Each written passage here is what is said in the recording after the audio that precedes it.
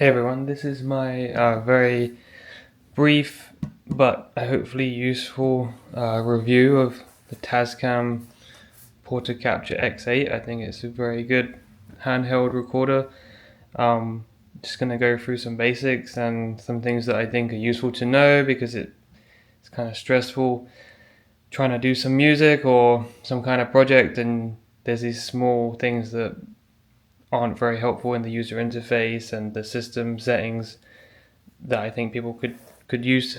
Would be helpful on online and being able to find the information more readily.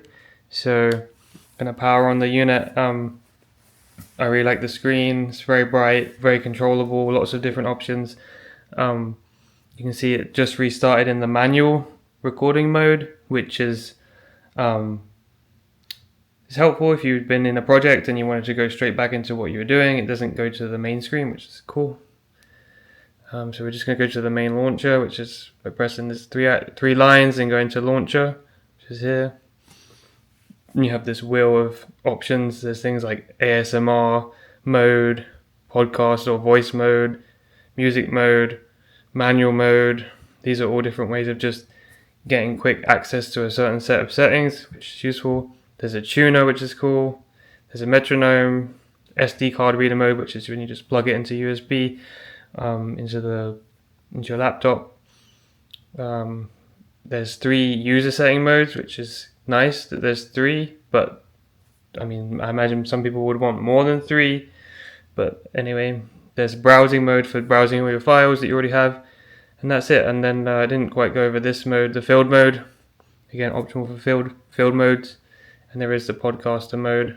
Some quick general settings, power and display. Obviously, I would say auto power save is off. You don't know what it's going to do to your recordings.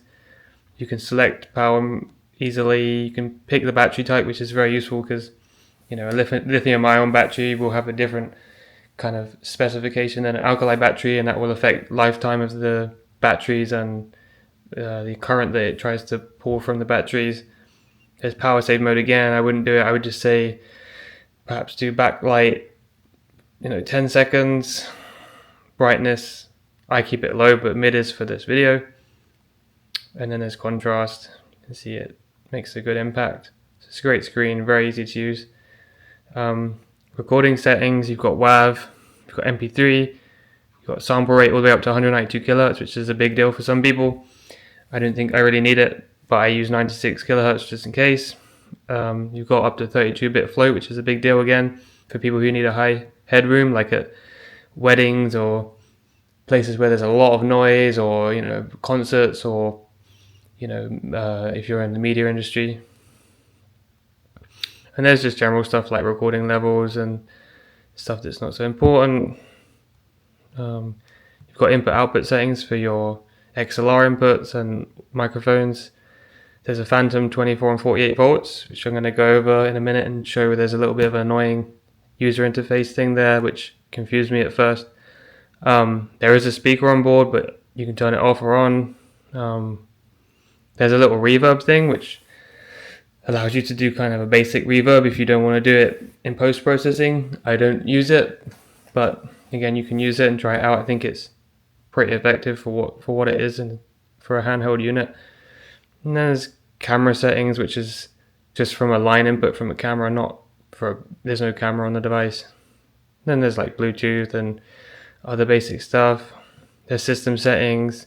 There's XRI, which is basically like information on the files that includes like the gain and things like this. There's date and times and stuff.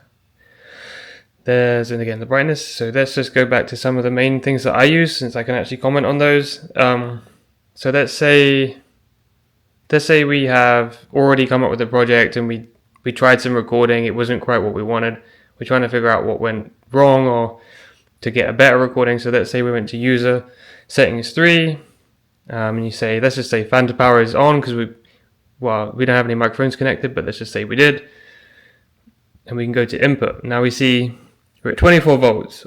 These 2 little indicators here see 24 volts, which is not particularly helpful for for most microphones. Most microphones are at 48 volts, plus 48 volts.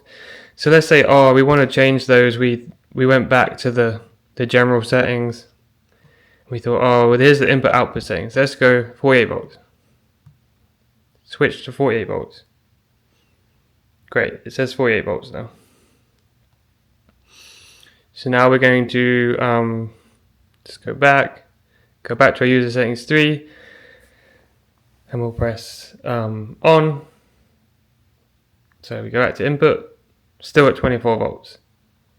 Why is it still at 24 volts? Well, it doesn't really work like that, which obviously doesn't make sense. Most devices don't work like that, but anyway, you have to go back to home and go back to the lines here. Instead of clicking on launcher, you have to go to the general settings through this manual user interface thing, and go here and now press 48 volts.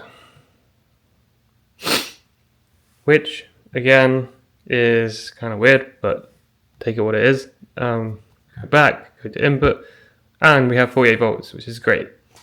And this could be a big deal because you might have not realized that it didn't go back to 48 volts, and you were stuck at 24, and you just were in the heat of the moment. You've got people saying, come on, I need to get on with this recording, and suddenly your microphones aren't being powered properly, which could mean frequency response issues, or signal to noise issues, like the noise floor could be higher, and you didn't realize it because you're in a rush, or the screen isn't very bright, or something's going on, you don't take notice, and you just go here and you start recording, which could be a problem, right? And so I think it's just good to know that these manual settings are effectively kind of a subset of the controls. It's not like a global control of the phantom power, which kind of screwed me over when I didn't realize that was the case. I didn't really know how it all worked. And it was hard to even figure out why it wasn't working in the first place. So if you can't find it in the manual, you can just use this YouTube video, which could be helpful. Anyway, so overall, I find that the amplifiers in this unit are very effective, very, very smooth, kind of transient responses even from the onboard mics, which again, you can get a Zoom F-series type field recorder, which is approximately the same price of this, or a little bit cheaper than this one. But you'll probably find that it doesn't have any integrated mics, which most people maybe don't care about if they're a professional recorder or professional or semi-professional field recorder, or even a music audio recorder. But the point is it's very useful to have these integrated mics. Not only are they XY 90 degrees, but you can also do 135 degrees. So you can flip these things around. You can easily flip these around to point this way to get a wider stereo image, which again is really useful if you have a band or something that isn't quite as compact as, say, a classical guitar or a violin or something, or whatever you're trying to record. It's very useful to have that option and not to have to bring your own microphones in the worst case you don't have the time, or you don't want to bring your microphones. Maybe you don't want to get them damaged or risk damaging them, and you've got these very effective and actually very cheap replaceable microphones. They're not that expensive to replace, and they're easily removable. So I think it's a very effective device compared to, say, something like the F-series if you want more flexibility, but still having the kind of solid amplifiers that give you like an entry to intermediate level of quality. So anyway, final notes are, it's pretty intuitive interface for recording. Again, just hit record here, that arms everything. You can see the internal microphones are responding right now. Don't have anything plugged into the XLRs right now. And anyway, so if we go back to just recording, so if we hit record, you'll see it just starts ticking away here. I'm recording, and obviously I'm going to do a quick demo of what my voice sounds like compared to the onboard video camera microphone, so you can hear the difference, even if it's just briefly. Also in a minute I'm going to post some snippets of guitar and piano that I've recorded with this device, using both external microphones and a mix of external and the integral Tascam microphone. It sounds more natural to me than the Zoom series, like the H4n or the H4n Pro. I always find that the Zoom series is very good, but it's more like a for producing demos or for doing like recording of your ideas and stuff. I've never really found the Zoom to be an exceptional sound compared to say something like when I got this Tascam. But I could be biased because I did have a very old H4n for a while, so maybe the technology's come even past the Tascam. But either way, I find the Tascam is working for me. And anyway, so let's just stop that recording. And again, you can easily go and find that audio in browsing. You can just go to browsing, and then there's your file, and you can press play. Again, the speaker isn't active. Just a quick note on the general features. You can see 2 XLRs there. You've got in and out lines for external in, line out, headphones, and a volume there for the speaker or the internal microphone amplifier. Then you've got the power, USB, and SD slot. Have a little thing there for putting a wrist strap. So you can see the speaker at the bottom there, and then you can see the microphones here in an XY stereo pattern. It's a very good device. I think it cost me $379. Can't really think of why I wouldn't buy it again. I just think the major improvement that they could make is a slightly higher performance amplifier, or even an option like two-tier option, like the low performance amplifier version, and then an extra $100 for a high performance amplifier. I think that would put it in the region of the Sony DC, or whatever it's the Sony DC100, which was this linear PCM recorder from the early 2000s or the mid 2000s that produced very, very clean field recording audio, even for like say things like classical guitar or any kind of music. And again, the main reason for that is the noise. When you have background noise or digital noise from the amplifiers, it can really change the presence of the sound of the music, especially for things like classical, where you kind of want to hear silence, right? You want to hear pin drop silence, and you can't get that with kind of budget or intermediate digital amplifiers that in Tascam type products. You need something like an audio interface, or some of these old special, much sought after Sony linear PCM recorders that had this low noise as a default. So yeah, I mean, in an ideal world, I would probably add some phantom or other inline signal boosters in front of the external microphones, just to give an extra level of clean headroom, effectively giving clean amplification before the digital amplifier. So effectively you would reduce the Tascam gain but increase the microphone clean gain.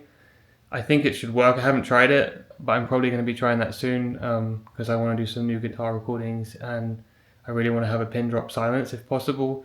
And hopefully with those two devices coming at like $90 each, the total cost will be around about $500 for the Tascam plus these inline boosters.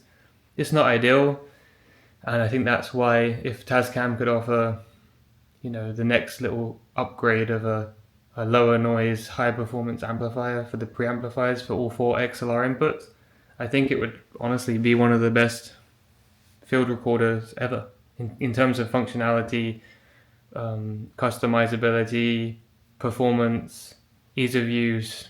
It's very light, it's not heavy.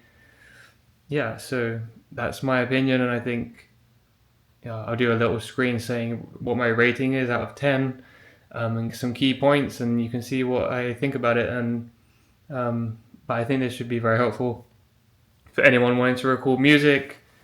I love it. I think it's a great device, and it's simplified my life from kind of scratching my head about audio interfaces and USB audio interfaces that are $1,000. This one's $700. This one's $200. I think this recorder does it all, and I don't need to worry about being an expert. It kind of but that's the main thing, simplifying your life to have easy access to recording with a good quality sound for a an amateur, someone who wants to be a semi-professional recorder, without a huge budget and without all the knowledge. I think this gets you there. So yeah, I think it's great. I'll show you some snippets of guitar and piano too.